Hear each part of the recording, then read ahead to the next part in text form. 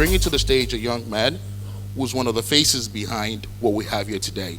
Ladies and gentlemen, let's welcome Dr. Daniel Adeniyi.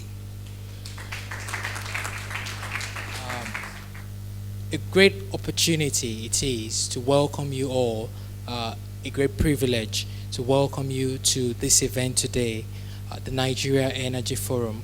In Nigeria here, we have Ministry of Power, and most other countries say Ministry of Energy.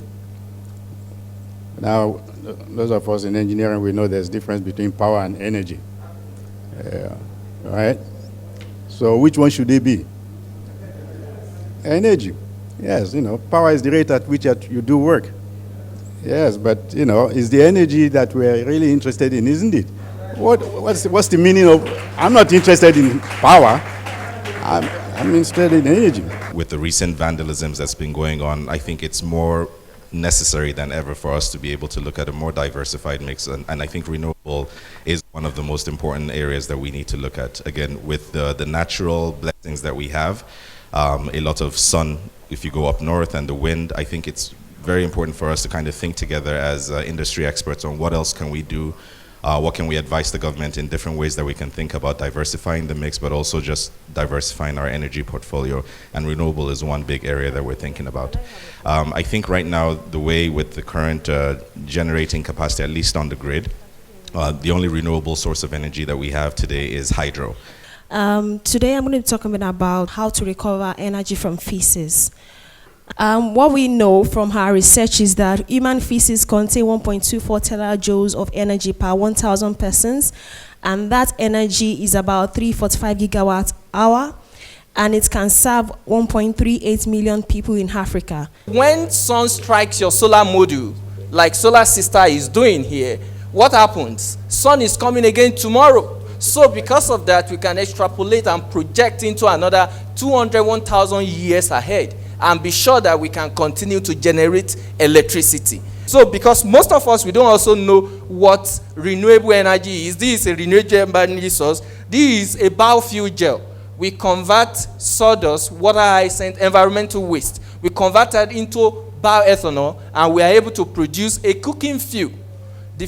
What comes out of this is healthy for the environment. It doesn't warm the climate or the environment, and of course it's safe to that person, and it's also cheaper than kerosene and other energy source. A lot of people have talked today about megawatts, 12,000, 6,000, 4,000.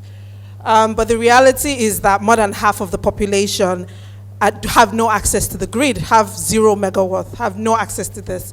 And these people are experiencing what we call energy poverty.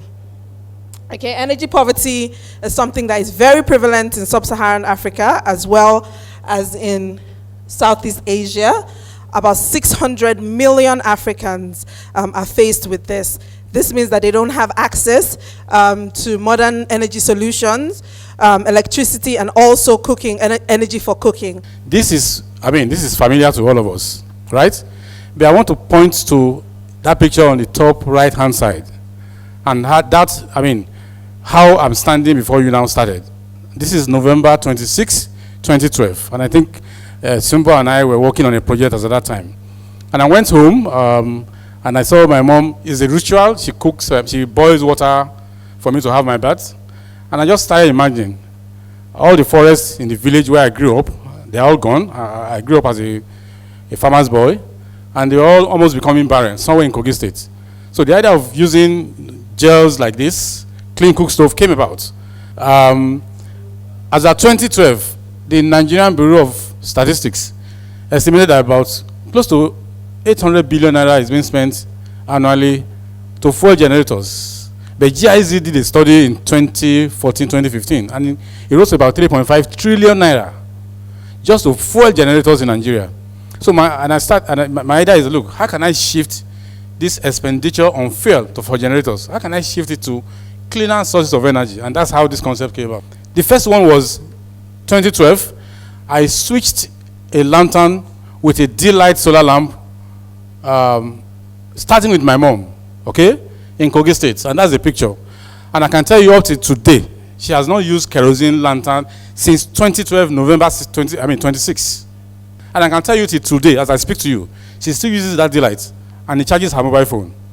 I think from the brief discussions that I've heard, that the stakeholders in this room need to come together to do something quite definite and very specific.